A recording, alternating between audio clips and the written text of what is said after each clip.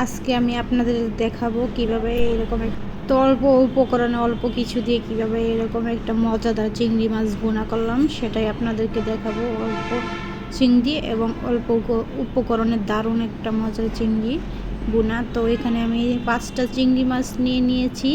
তো এগুলো এখন আমি কেটে ভালো করে ধুয়ে নেব। ধুয়ে একদম মাথার ময়লা টয়লা যা কিছু ছিল সব কিছু আমি পরিষ্কার করে নিয়েছি।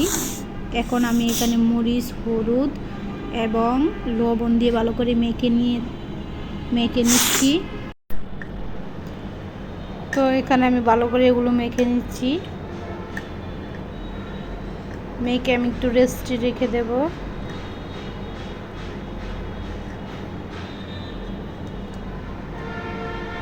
এখানে ধনিয়া পাতা এবং কাঁচামরিচ, পেঁয়াজ কেটে নিয়েছি এগুলো। এখন আমি কড়াইয়ের মধ্যে একটু তেল দিয়ে দেব। তেল দিয়ে এখন চিংড়িগুলো একটু ভেজে নেব।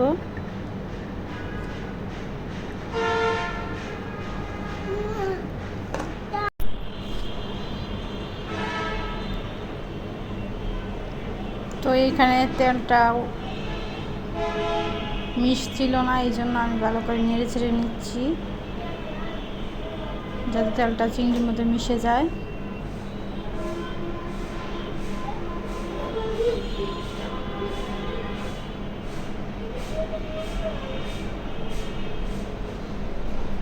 তেলটা মাঝখানে বসে নয়, চার দিয়ে এসে পড়ে, এই জন্য আমি একটু নেড়ে চেড়ে দিচ্ছি।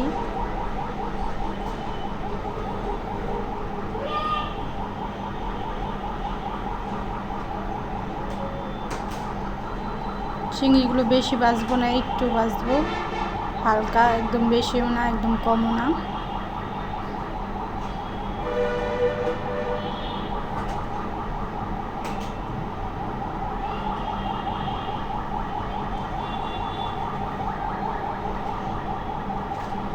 চিংড়িগুলো ভাজা শেষ হয়ে গেছে। এখন আমি কড়াইয়ের মধ্যে আবার নতুন করে তেল দিয়ে দেব।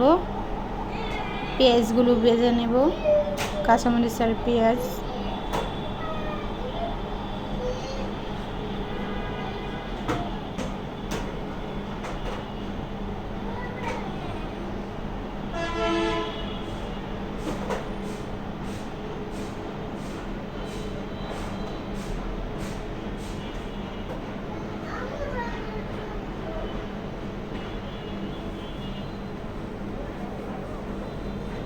এখানে আমি একটু আদা রসুন বাটা দিয়ে দিয়েছি, ভালো করে পেস্টটা দিয়ে ভেজে নিয়েছি। এবং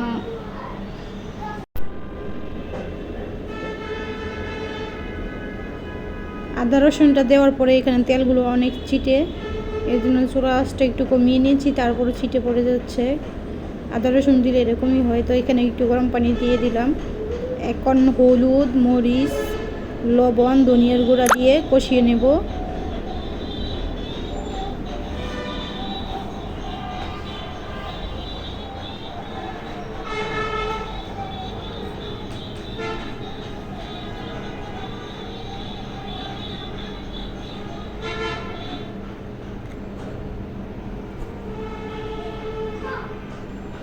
ভালো করে নেড়ে ছেড়ে কষিয়ে নিচ্ছি মশলাটা কষানোর পরে আমি চিংড়িগুলো দিয়ে দেব।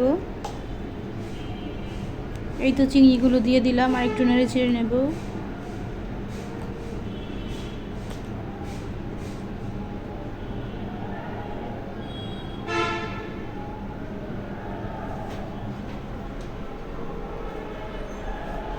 ভালো করে নেড়ে ছেড়ে কষিয়ে নেব যাতে নিচ দিয়ে লেগে না যায়। তো এখানে তরকারিটা কষানো হয়ে গিয়েছে প্রায়। এখন ধনিয়া পাতা দিয়ে দিলাম। ধনিয়া পাতা দিয়ে একটু নেড়ে ছেড়ে নেব। তো হয়ে গিয়েছে আমার তরকারিটা, দেখতেই পাচ্ছেন কত সুন্দর হয়েছে। তো আমার এই রান্নাটা আজকে কীরকম লাগলো অবশ্যই আপনার কমেন্টে জানাবেন, এবং একটা লাইক এবং সাবস্ক্রাইব করতে ভুলবেন না। সাবস্ক্রাইব করে অবশ্যই পাশে থাকবেন। তো সবাই ভালো থাকবেন, সুস্থ থাকবেন। আল্লাহ হাফেজ।